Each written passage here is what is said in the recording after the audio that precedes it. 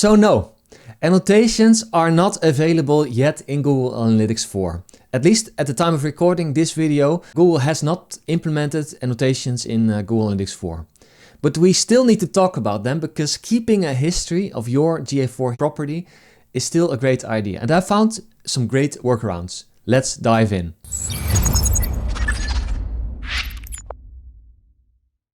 Hey and welcome to the channel. My name is Leon. I'm here to help you improve your website with your web stats without feeling so overwhelmed in the process. I want to thank everyone that has been liking my videos and has subscribed to the channel, because that really helps me get these videos out to as many people as I can. As a way to say thank you, I have created a short cheat sheet on how you can grow the traffic to your website. So whether you have a new domain or an existing domain, if you want to grow the traffic that is coming to your website, if you want to increase the amount of visitors to your site, go ahead. There's a link in the video description where you can grab that cheat sheet for free. Also, if you like this video and want to watch more, just head over to my profile, because over the past year I've created a ton of videos on how to use Google Analytics to improve your website. All right, let's first discuss what are annotations and why would you use them. At the time of recording this video, I still have access to the old version of Google Analytics. It won't be very long anymore, but in the old version of Google Analytics, there's this small little arrow here. You would have the option to create annotations. And what you would do is you would create a new annotation. You would pick a date where you wanted to add that. So for instance, right here. And then you would have the option of adding a small note.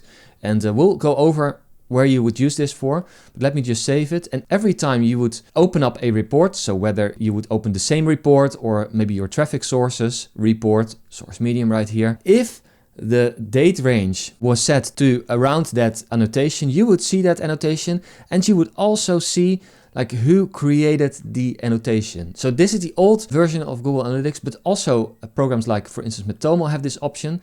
So if you open up the visitors overview, you have the option of creating annotations right here. So create a new annotation. It's a little bit the same. You can just enter a small note and hit save. And then this small note will appear right here on the timeline. So this seems like a small feature, right?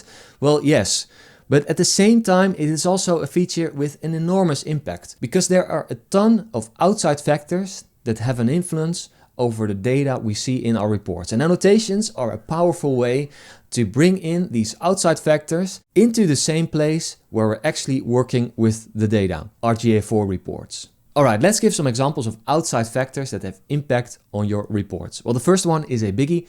These are the changes that you make to your GA4 setup, or fixes that you do on your GA4 setup, because it's not uncommon for things to go wrong. We're in a fast moving world. Someone, for instance, might all of a sudden accidentally change the URL of a thank you page, and then you might miss conversion data for a couple of weeks. Well, you figure it out, you fix it afterwards, but the data is gone.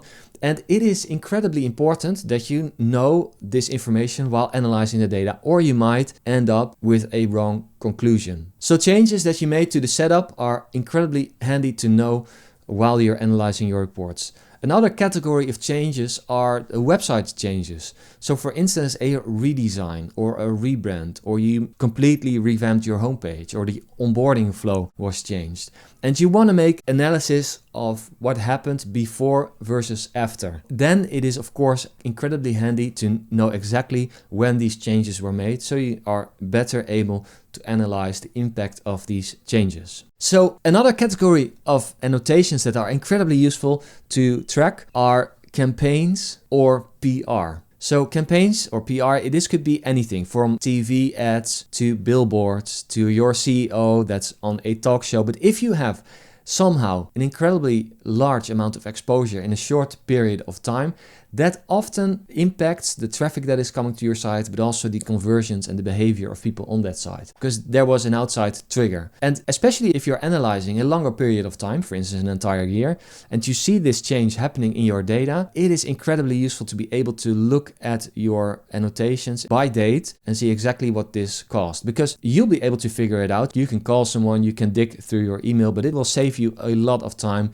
if you have this information right at your fingertips. Also, it is very useful to add changes to your team as annotations. For instance, this could include colleagues that come and go, but also agencies or freelancers that you bring in, especially if those agencies have a very specific and clear objective. So for instance, to improve the search engine rankings in Google. Adding these as annotations will enable you to analyze quickly in 6 months or a year, did they deliver on that very specific objective? Did they deliver on the promises that were made? So the last category of annotations that I want to propose here are maintenance updates. This is often forgotten, but I believe it is a great idea to actually schedule your maintenance. First of all, to keep your data secure and to make sure that no one has access who shouldn't have access to your data, but also to ensure that the data quality is where it should be, that the data in GA4 is actually trustworthy. So the amount of visitors, but also the amount of conversions or the amount of revenue that you see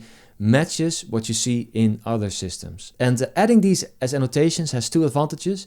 It signals to everyone that is analyzing the reports that the data is actually trustworthy. And it also signals that you're making an effort to make sure that the data is kept secure. All right, so how do you actually add annotations in Google Analytics 4? Well, as I said at the beginning of the video, unfortunately, annotations in GA4 aren't yet available. At least at the time of recording this video, Google has not made this feature available yet. So we need to look for workarounds. And I found some that I want to discuss with you. All right, the first workaround that I found are Chrome extensions.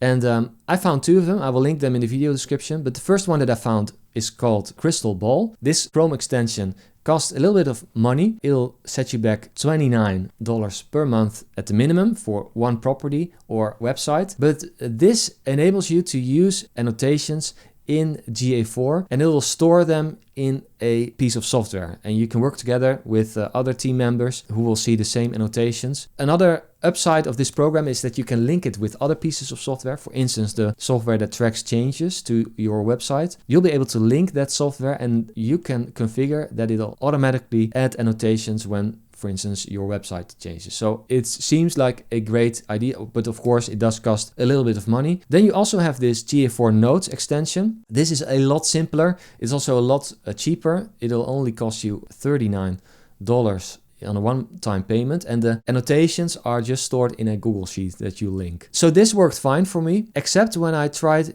to apply it to multiple GA4 properties alongside. So then something went off. It might be my problem because I didn't really take a lot of time, but just try it. You'll be able to test it out for free, up to 15 annotations, so that's fine if you want to try it. So let's talk about the pros and the cons, because I see a clear upside of using these extensions to add back in annotations. And the obvious reason is that you see the annotations inside of your report. So you bring in the outside factors to the place where you're actually working with the data. And that is, of course, invaluable. But I also see some clear downsides.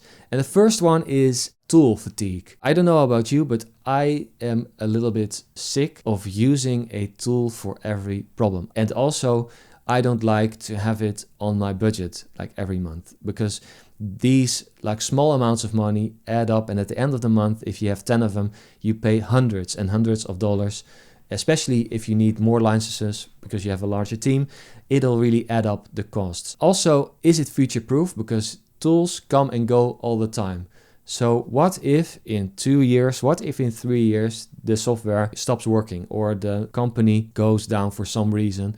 And what happens to your annotations? And the last downside, and this is the downside that I saw with both of these extensions, is when you look at the privacy of these extensions, you grant access to passwords, credentials, security questions. So these extensions will have access to a lot of your secure information as well.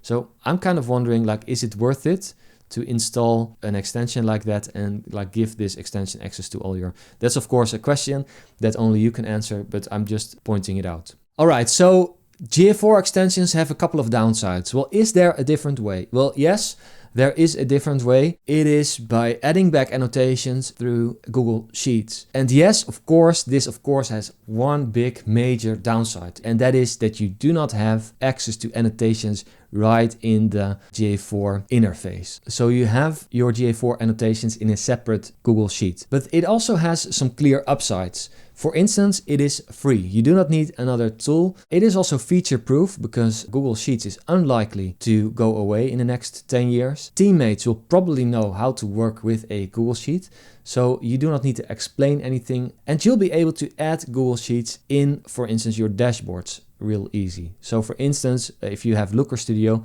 you can import a Google Sheet very easily and add it as a table in a separate column, for instance. So if you want to try out this route, I created this GA4 annotations template that you can just download via link in the description. Go ahead and copy it, use it on your own site. It's real easy to make an entry on this template. For instance, right when I'm recording this, it is the 26th of January 2024. Then you have this drop-down menu where you can select one of the 5 categories that I explained in the introduction. So for instance, I make a team change. So I hired a new CRO specialist. And when I make an entry, it is a good practice to give your name and also your email address, especially if you have a little bit of a bigger team and you have new people coming in. They often do not know exactly who is who.